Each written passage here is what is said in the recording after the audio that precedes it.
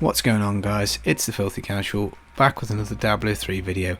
PTR has been activated again, so that means we can jump on and do some Inarius testing.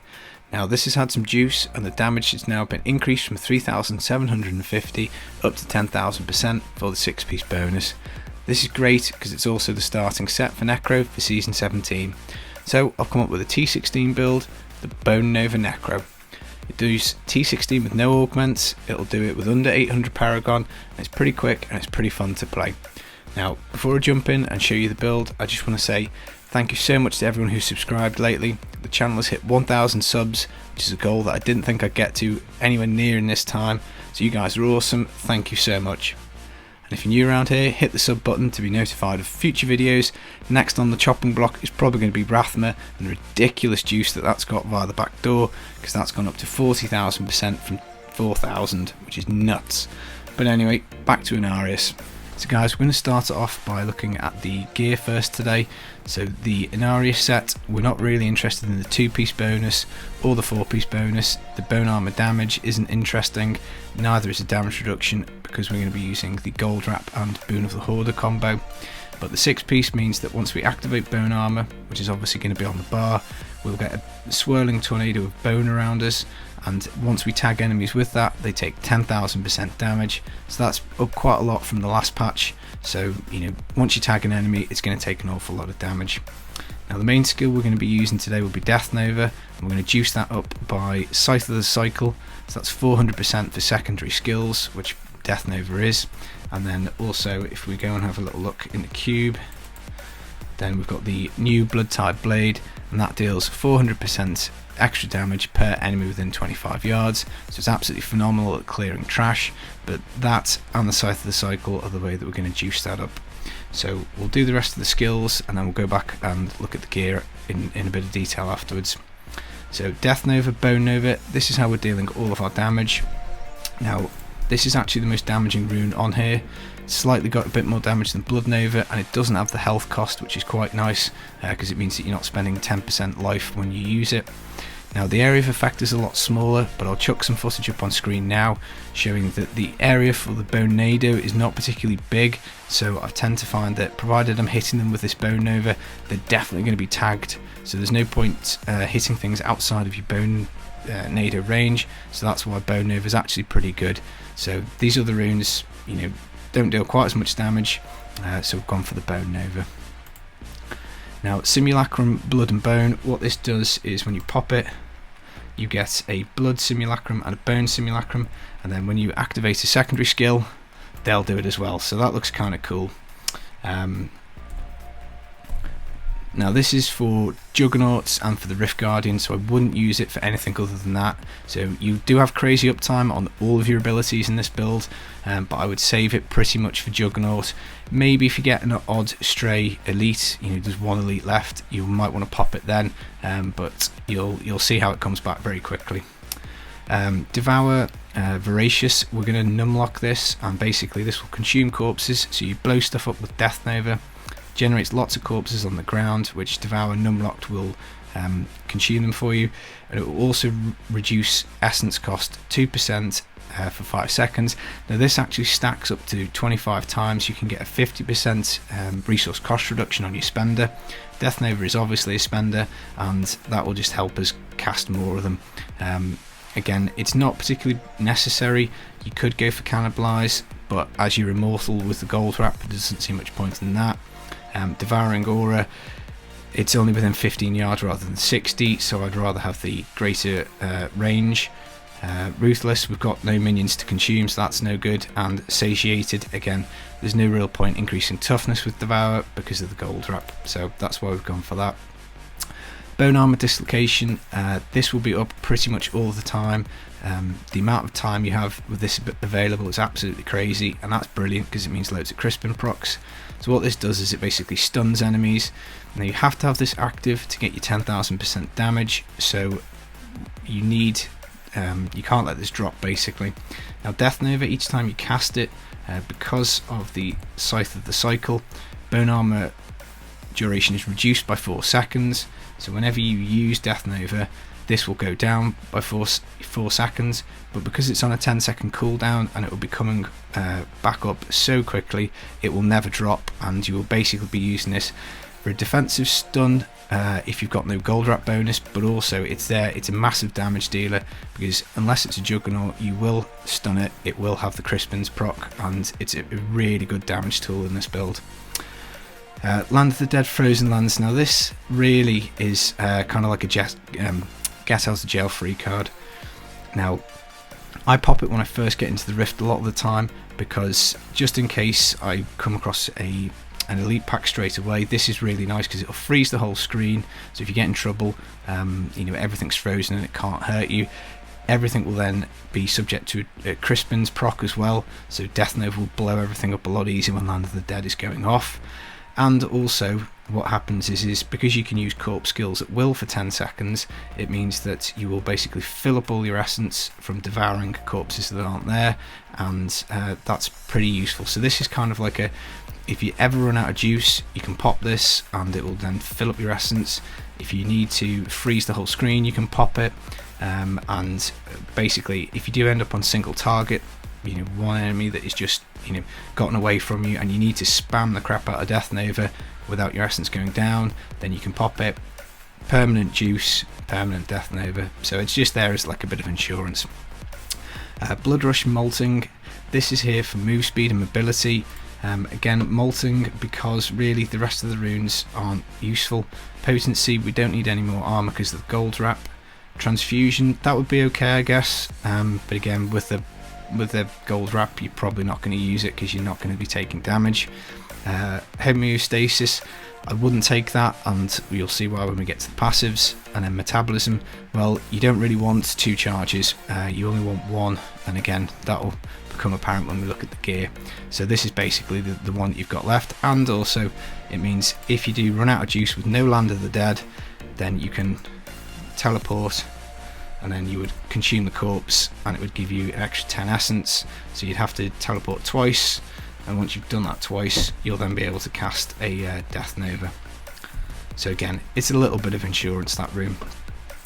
Now we'll look at the passives whilst we're here. So Final Service, you need this on, don't take it off.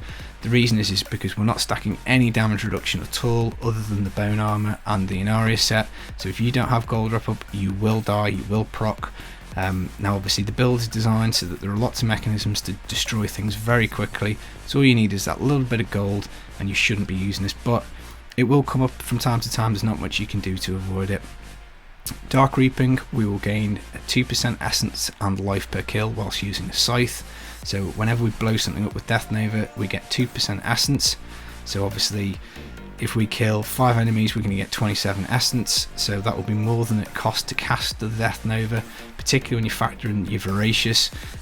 Basically it means you'll be at near max essence the whole way, and as I say, it's only single target. When the damage for Death Nova drops off, that really you're not going to get any benefit from this, but I mean you can swap it out. It's certainly the least important passive on here, but I couldn't really come up with much else that I wanted to take.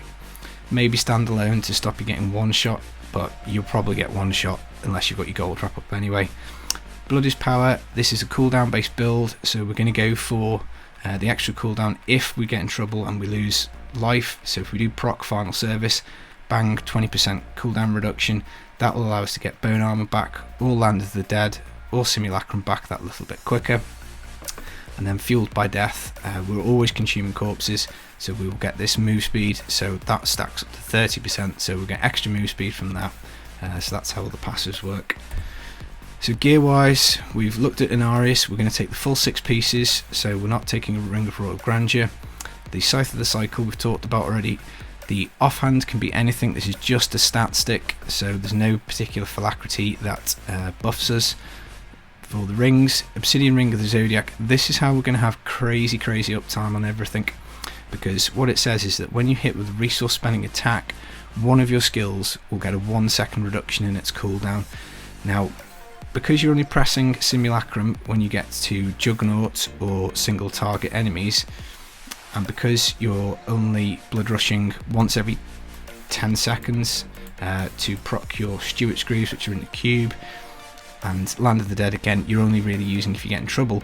What tends to happen is that your bone armor will proc like crazy, so you fire out a couple of death novas and then your bone armor is ready to stun everything again. So it's a 2-second stun. So what happens is you stun everything, you blow it up, and then by the time you've clicked death nova a couple of times and hit with it, it's back again, so you stun. So you're pretty much going through the rift almost with 100% uptime on Crispins, obviously unless it's a Juggernaut. So this is an absolutely crucial part of the build, and also what it does mean is that when you do pop Simulacrum or Land of the Dead, they will come back very quickly.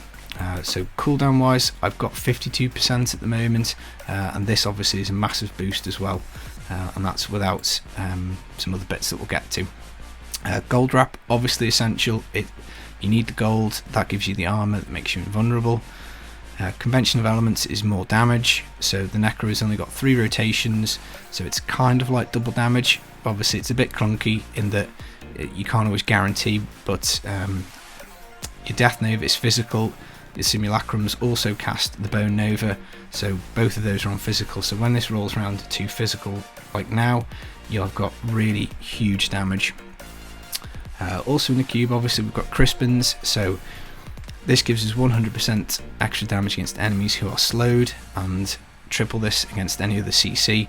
That's why it's so important to stun everything, because you get triple 100% for enemies that are stunned. So that really works really well. Frozen Lands is really good for it as well. So these two things will give you a lot of uptime on triple Crispin procs. Nemesis Braces, this is a speed build, so you obviously want to proc elites, you want to get as many DBs as possible, so they're really useful for that.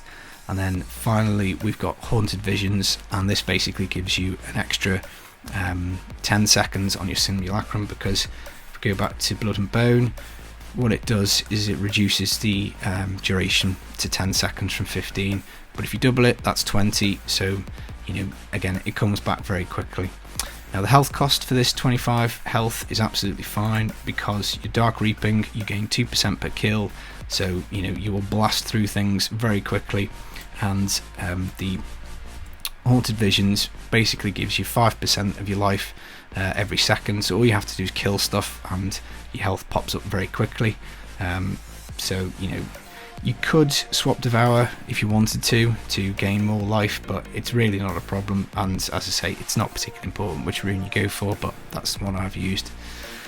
So in terms of playstyle, what I tend to do is I'll go into the rift, I'll then try and stun stuff with the dislocation, and then I'll look to blow it up with the Death Nova, and then once you've got your gold, you're invulnerable. If the situation looks dicey at the start of the rift, I'll pop Frozen Land straight away, and that will allow me to get bone armor up, and that'll give you big damage boost from your Scythe of the Cycle, and you can then start DPSing with Death Nova. Now stats wise, for everything you want cooldown where you can get it, so I'm missing it off the offhand, but my necklace has rolled it. So for your weapon, you're going to want cooldown, damage, intelligence, and then obviously chuck a socket on it. For your rings, you're going to want, for your Zodiac, crit hit chance, cooldown, socket, defaults with attack speed and resource cost reduction, so you're probably going to end up with attack speed. For your gloves, you're going to want int, crit and cooldown. For your shoulders, I probably would want area damage here instead of life percent, but it is what it is. So again, this isn't ancient. For your helm, you can roll crit hit damage and Death Nova damage, so that's a pretty important stat to get there. For your chest, you just want full defensive stats. For your belt, you want full defensive stats. For your pants, full defensive stats again. And then boots, this is another place you can get Death Nova damage. So other than that, you want defensive stats. And then for your offhand, you want crit hit chance, cooldown, Death Nova damage, and intelligence, as well as max damage roll. So I would preferably like to have no vitality here and have cooldown instead. And then for your braces, it's important to get the physical damage and the crit hit chance. And then again, for your necklace, you would want socket, crit, and probably physical damage rather than cooldown, because ideally, you don't really need it on both rings and the necklace. But it's what it dropped with for me, and I haven't bothered re-rolling it, so I could probably roll off the cooldown and improve my damage a little bit, but I've just chucked this on without even sort of thinking about it. So Death Nova damage on your boots, offhand and helm, that'll give you up to 45% extra Death Nova damage. So there is quite a lot of ways of dealing damage with this build, and as I say, it is quite fun to play, and it is pretty good. So guys, that just leaves the legendary gems. We've talked about the Boon of the Hoarder, which is for toughness. We're also going to take a Bane of the Trapped, which is just going to be extra damage. It's a close range build, so that just kind of makes sense. And then the last one, I've gone for Gogok of Swiftness, just for that extra cooldown, but to be honest, a Bane of the Powerful would probably be a better choice, because it would give more damage against elites, and also more damage just generally once it's procced. Now in the footage, I'm using the Gogok, but as I say, Bane of the Powerful is probably going to be better. It would also make killing the Rift Guardian a little bit easier, but you'll see there's no problem with that. But yeah, I think probably Bane of the Powerful is the way to go. So I will roll the footage, and you can see me do some T16. The PTR has been quite laggy, so you'll notice a couple of times I'm casting Death Nova, Bone Nova, and nothing's happening. But you just got to deal with it and do the best we can. So it'll be there for you to watch. So guys, that's the build. I hope you've liked it. I hope you've enjoyed the video. If you found it useful or interesting, a like would be greatly appreciated. And hit that subscribe button and come back and see me soon. I'll catch you in the next video. Peace.